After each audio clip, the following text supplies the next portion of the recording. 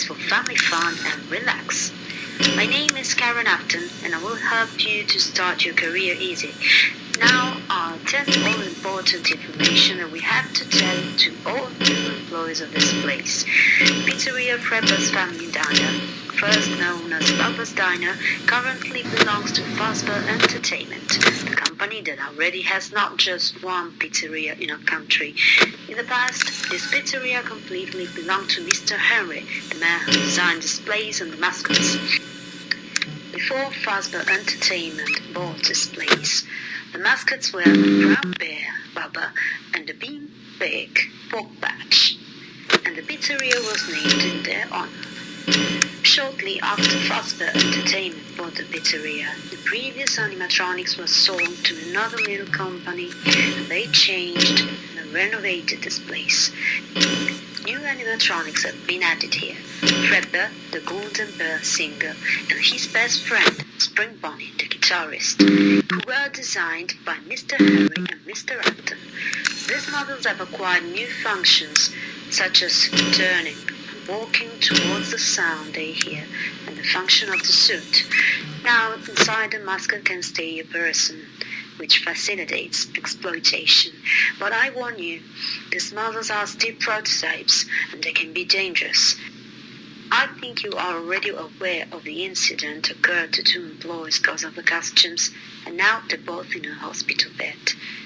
Well, not that those costumes are so highly dangerous, but they can cause significant damage to you, especially if they're wet.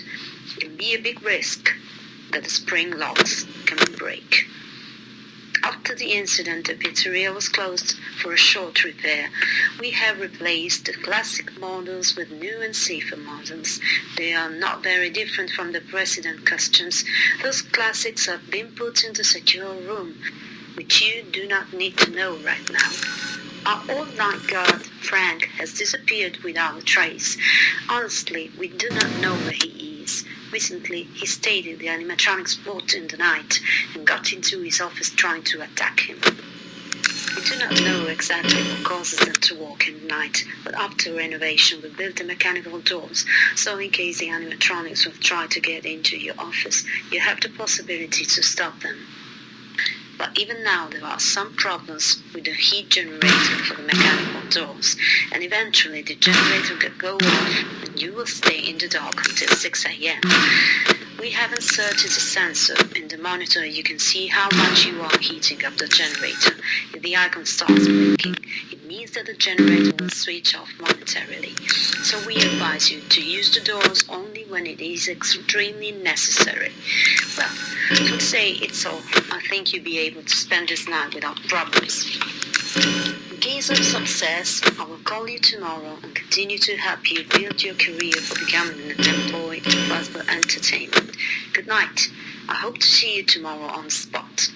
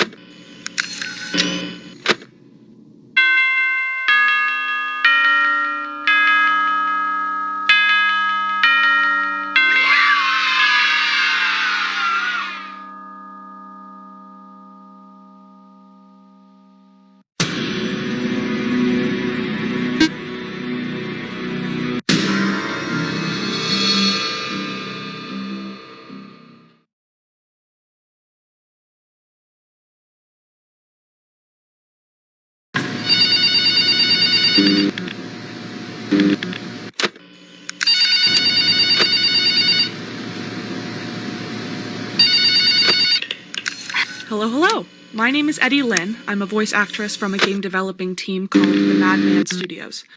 I'm here to read the text left by the main developer of Bloody Nights at Freddy's, a well-known FNAF fan game that was made back in 2018. Let's call this a developer call, since I am speaking directly with you. Starting from now, I will read different quotes as if it was the developer speaking. Thank you. Quote, I just wanted to explain what really happened behind everything that this game involved at the time, starting with what it really was. Bloody Nights at Freddy's had only a demo version, and it was already pretty much a successful game at the time. I uploaded it on GameJolt so people could try how it was again.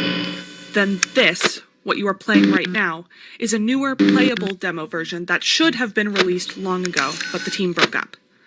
I would say that the reason was that we were not ready to take on such a big project.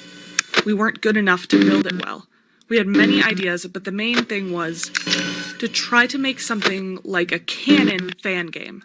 A game that should have been somehow related to the original FNAF timeline, but at some point, Scott Cawthon started to release more and more games, and everything changed a lot.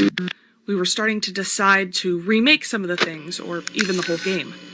But after spending years on it, most of the team lost interest. People started to do other things, and at the time, I was mad at them.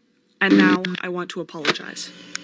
I just always wanted to create a video game, and once I had an opportunity, it got lost because of me. I was too angry because people started getting distracted. The situation behind the developing was too irritating. We were starting to disagree and fight over literally nothing.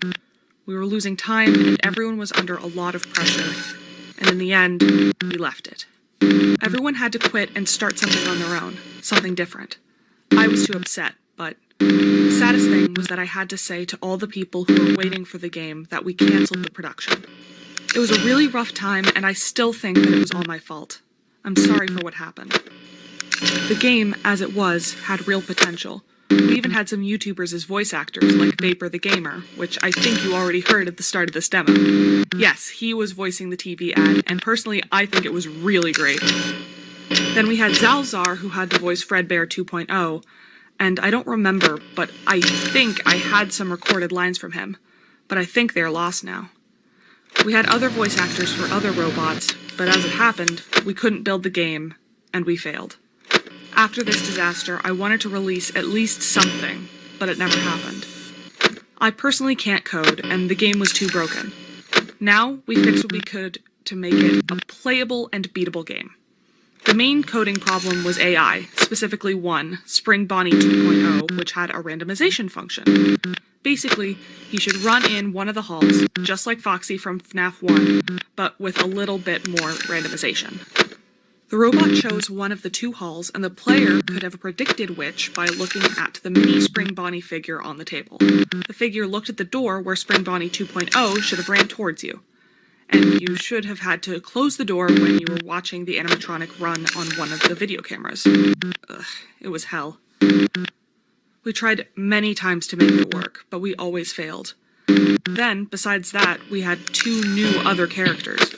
Altogether, there were 5, plus another secret 3 that should have appeared on cameras as secret screens. Combining them all, the result was that it was very broken.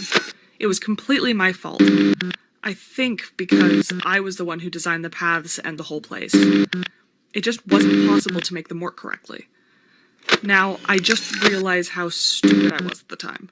Now I know much better how to create games, and the experience with Bloody Nights, I would say, wasn't for nothing.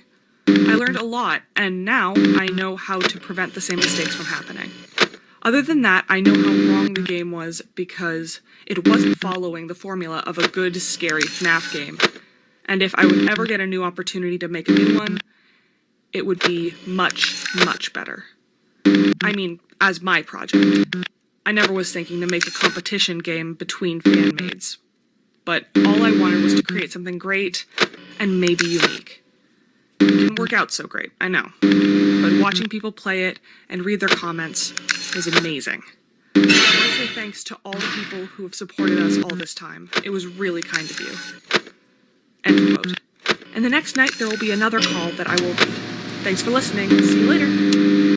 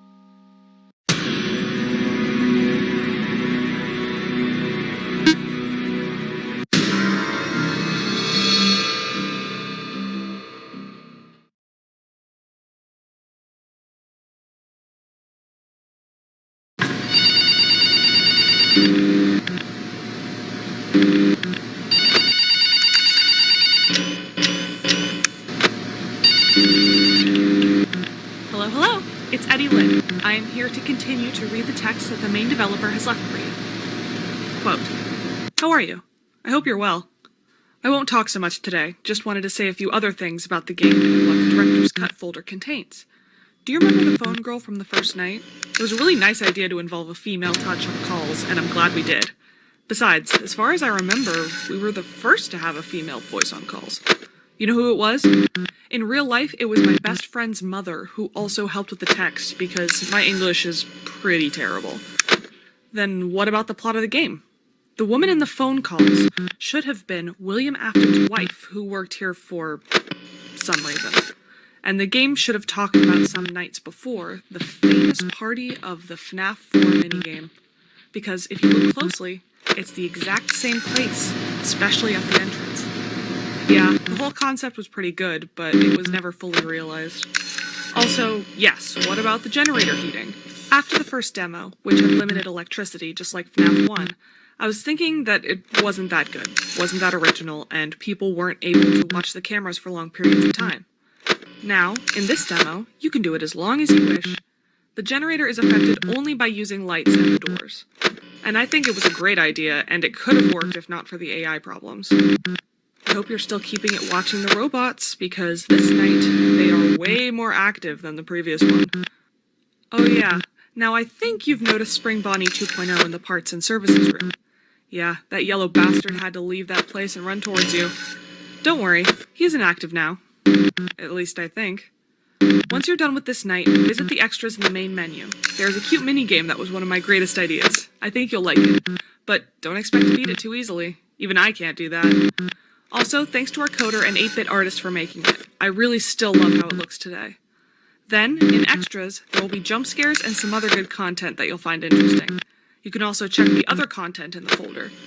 There we put all the previous teasers from the old deleted Game Jolt page, plus cut content, unreleased renders, and characters. All the information about developing is in there. We hope you'll like it." End quote. Thanks for downloading Bloody Nights at Freddy's Director's Cut. It was a pleasure. This was Eddie Lynn. We hope to see you again sometime soon. Bye!